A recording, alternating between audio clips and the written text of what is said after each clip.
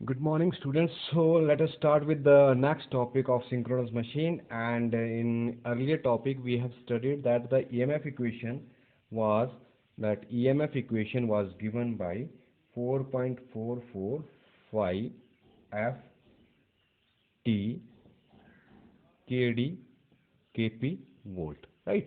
So ये मैंने उस दिन बताया था कि जो KD KP हैं, they are nothing but they are called winding factors, right और ये वाइंडिंग फैक्टर में जो केडी है आपका that is called as distribution factor and जो केपी है that is called as pitch factor. ठीक है, अब हम ये देखते हैं कि ये दो फैक्टर वाइंडिंग के जो हैं वो ईएमएफ पे किस तरह से इफेक्ट करते हैं। तो सबसे पहले हम देखते हैं effect of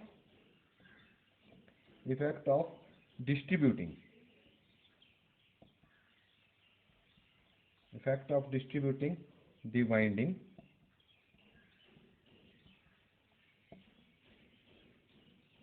on induced EMF. So हम लोग दो डायग्राम यहाँ मैं बना लेता हूँ आपके लिए, राइट।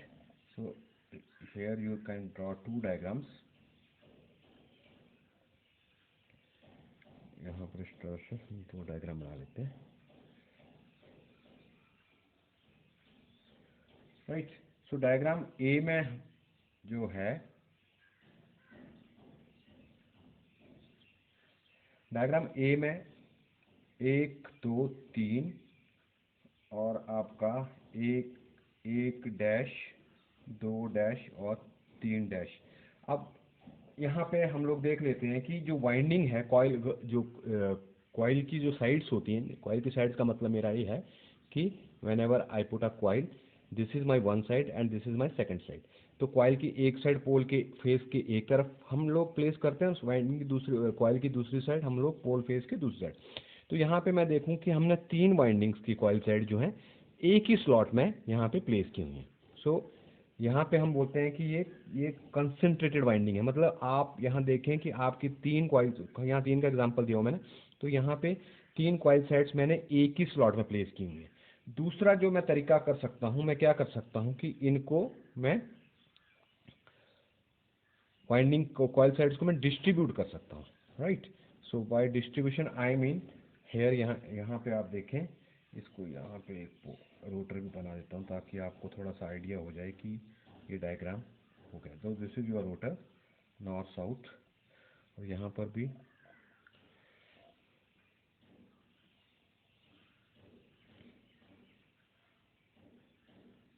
ये आपका नॉर्थ साउथ। ठीक है, तो यहाँ पे आप देखें तो यहाँ पे मेरा ये जो स्लॉट्स हैं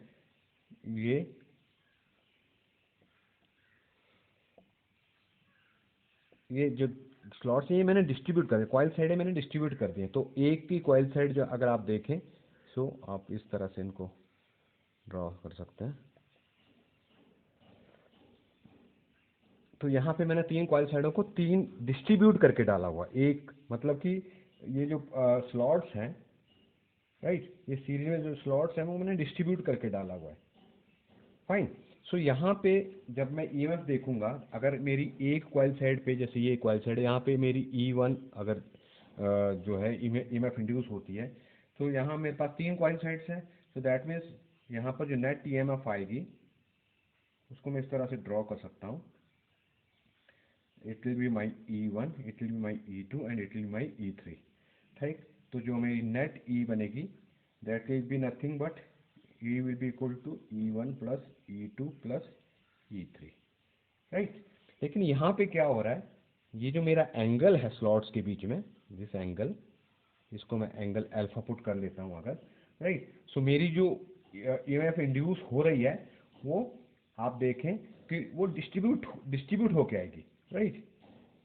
वो उनमें टाइम डिफरेंस आने वाला है अल्फा डिग्री का टाइम डिफरेंस आने वाला। तो उनको अगर मैं ड्रॉ करूं तो मैं उसको इस तरह से ड्रॉ कर सकता हूं, this will be my E1, then E2 will have some phase difference of this alpha degree, then this will be my E2, then again it will have a phase phase difference of alpha degree and this will be my E3। ठीक है, तो इनका जो सम आएगा that will be phasor sum, so E will be equal to E1 plus E2 plus E3।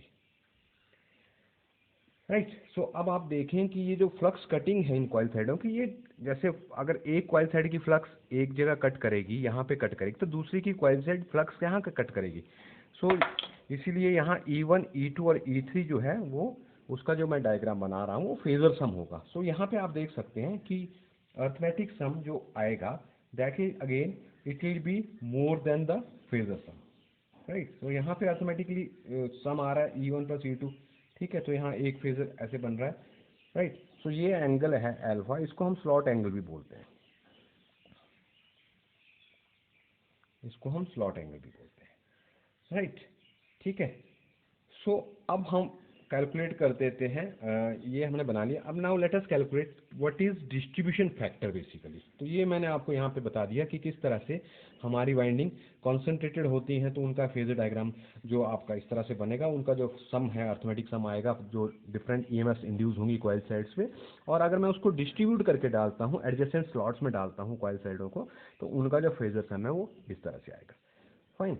सो अब मैं draw कर लेता हूँ आपका ये डिस्ट्रीब्यूशन फैक्टर ड्राइव कर लेते हैं।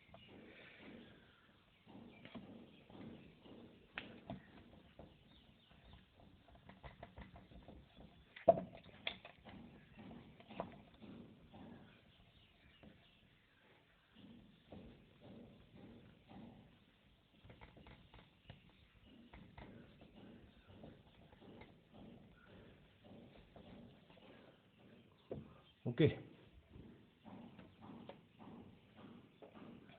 सो डिस्ट्रीब्यूशन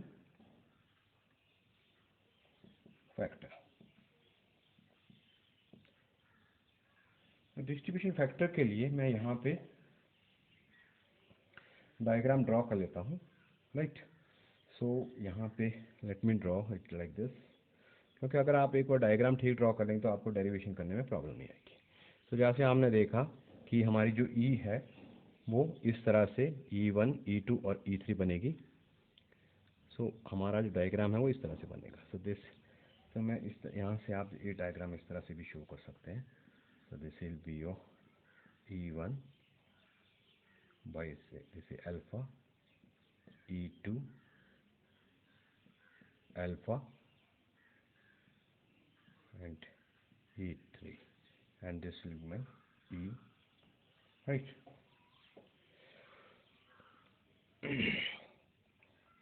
सो इसी को मैंने यहाँ पे ड्रॉ किया हुआ है।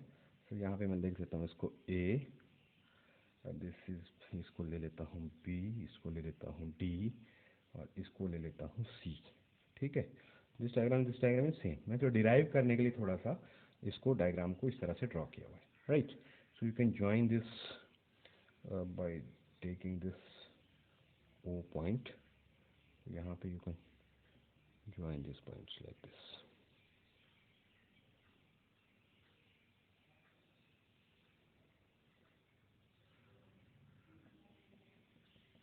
इस तरह से। और इसको आप बाइसेक्ट कर देते हैं 90 डिग्री पे पॉइंट P से।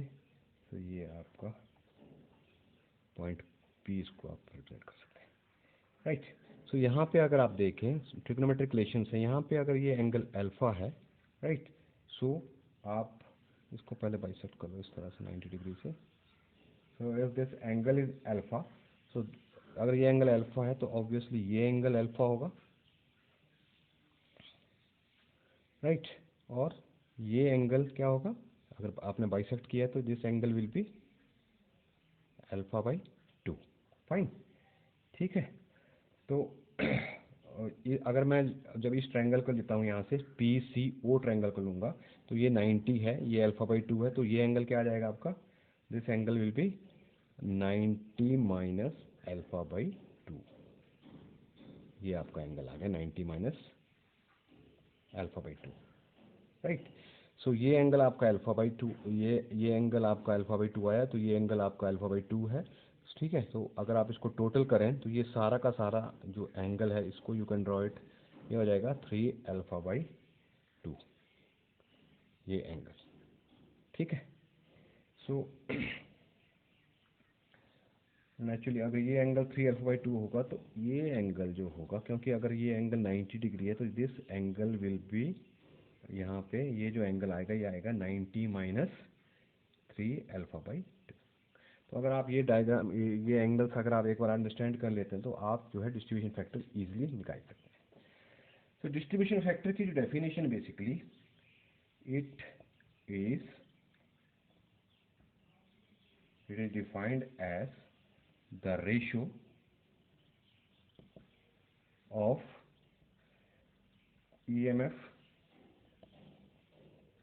induced per phase with a distributed winding to the EMF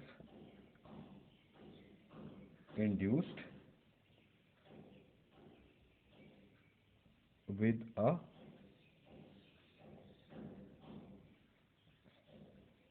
concentrated winding। ठीक है। सो KD अगर आप लिखना चाहें तो it will B phasor sum of E1 E2 E3, right, divided by arithmetic sum of E1, E2 and E3, right? So this is your EMF induced when you have a distributing winding, and this is EMF induced when you have a concentrated winding। ठीक है। तो यहाँ पे निकालने के लिए आपको KD निकालने के लिए आपको E चाहिए, which is nothing but CA। तो हम पहले CA निकालेंगे, और arithmetic sum of E1 plus E2 plus E3, तो it is arithmetic sum, right. So ये ड्राइव करने के लिए हम लोग ने इस तरह से भेज रहे हैं। ठीक है। तो यहाँ पे हम देखें तो मेरा CB क्या है, CB BD और DA बराबर होंगे क्योंकि E1 E2 E3 are equal. तो CB will be equal to BD will be equal to DA and it will be equal to EC suppose, right. ठीक है। सो EC को मैं ऐसे भी लिख सकता हूँ, EC क्या है, CB के बराबर है। ठीक है। और CB क्या है, CP plus PB, this is equal to CP plus PB, CP plus PB जो है CB आएगा। ठीक है। अब CP निकाल लेते हैं। ठीक है। अब CP निकालने के लिए हमें ये ट्रायंगल लेना पड़ेगा CPO। तो CPO अगर मैं ट्रायंगल लेता हूँ तो CP को मैं क्या लिख सकता हूँ, OC cosine of this angle. So OC cos of 90 minus α/2। ठीक है, राइट। तो cos theta is based on hypotenuse, जो आपका रिलेशन है वो निकाला हुआ हमने इसमें। ठीक है। सिमिलरली PB भी वही चीज़ होगी, क्योंकि CP क्या है, CP और PB बराबर है, उसमें आपने ये वाला ट्रायंगल लेना है। तो similarly PB will also be equal to OC cos 90 minus α/2। Fine. ठीक है। तो ये PB भी आ गया। अब EC को आप क्या लिख सकते हो, EC को आप लिख सकते हो 2OC, OC को ऐड हो गया, 2OC आ गया, cos 90 minus α/2। Of course 90 minus theta is nothing but sine theta. So इसको आप क्या लिख सकते हो, 2OC साइन α/2, राइट। ये चीज़ तो आ गई आपकी EC, ये फेजर सम आ गया, राइट। दिस, राइट, EC जो है इसके बराबर है, इसके बराबर, इसके बराबर है। ठीक है। सो ये 1, ये 2, ये 3।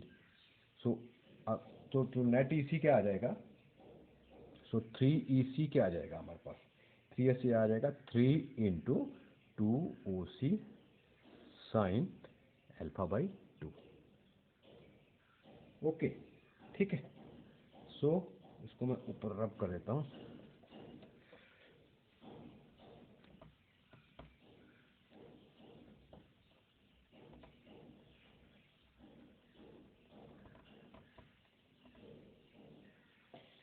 ठीक है। सो ये 3 तो 3 स्लॉट थे इसलिए ये 3 आया, राइट। लेकिन अगर इफ स्लॉट्स आर एम, अगर इसको मैं एम स्लॉट्स लेके चलूँ तो 3 की जगह क्या हो जाएगा, एम हो जाएगा। इसका मतलब इसी क्या आ जाएगा, फिर इसी आ जाएगा M into 2 OC sine alpha by 2। ठीक है जी, राइट। सो अब हम लोग निकालते हैं सी ए। ठीक है, अब सी ए क्या होगा, देखो सी ए को मैं क्या लिख सकता हूँ, सी ए को मैं लिख सकता हूँ, इसको मैं एम डाल देता हूँ सेंटर पॉइंट को। So it will be C M plus M A, right. What is C M, अब देखो सी एम को इक्वेट करने के लिए मेरे को जो एम ए है, ये सी एम और एम ए तो बराबर ही होंगे, और ये क्या आ जाएगा, अब मेरे को ये राइट एंगल ट्रायंगल लेना पड़ेगा, ये वाला, राइट। और ये राइट एंगल अगर मैं ट्रायंगल लेता हूँ तो it will be nothing but it will be O C cos, अब ये एंगल कितना है 90 minus 3 alpha by 2, cos 90 minus 3 alpha by 2, ये आ गया। ठीक है। सो इसका मतलब सी ए क्या हो गया, सी एम बराबर है तो ये 2 हो जाएगा, 2 OC cos 90 minus 3 alpha by 2, cos 90 minus theta sine theta, से हो जाएगा 2 OC साइन 3 अल्फा बाई 2। ठीक है। सो 3 अल्फा क्यों आ रहा है, क्योंकि 3 स्लॉट थे, तो अगर if slots are M then अब तक क्या हो जाएगा, ये 2 OC sine M alpha by 2। Okay fine. So ये हमने डिराइव कर लिया। अब हम देखते हैं कि के डी है क्या।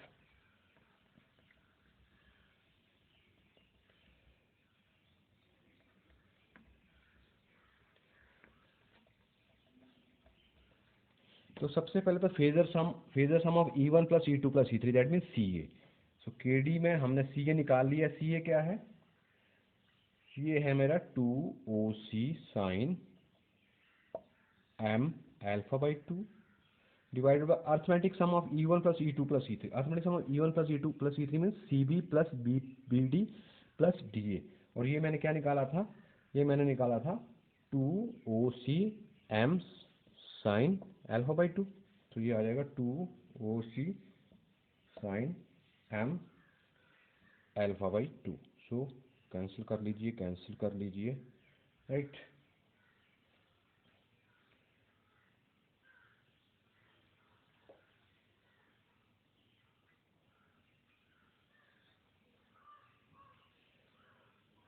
राइट, कहाँ है ये 2, ये अर्थमेटिक सम जो है 3, सॉरी ये 2 OC नहीं था, ये तो मैंने निकाला हुआ था M, सॉरी।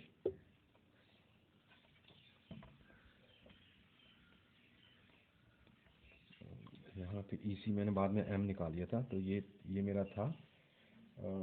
अब मैं CA तो मेरा ठीक ठीक आ गया, ये तो आ गया मेरा 2 OC sine M alpha by 2।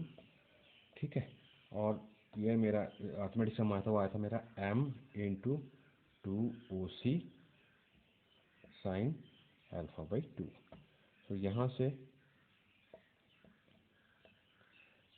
के डी जो मेरा नेट आता है वो आता है मेरा sine M alpha by 2 divided by M sine alpha by 2। So this is my derivation of KD, right? And it will always be less than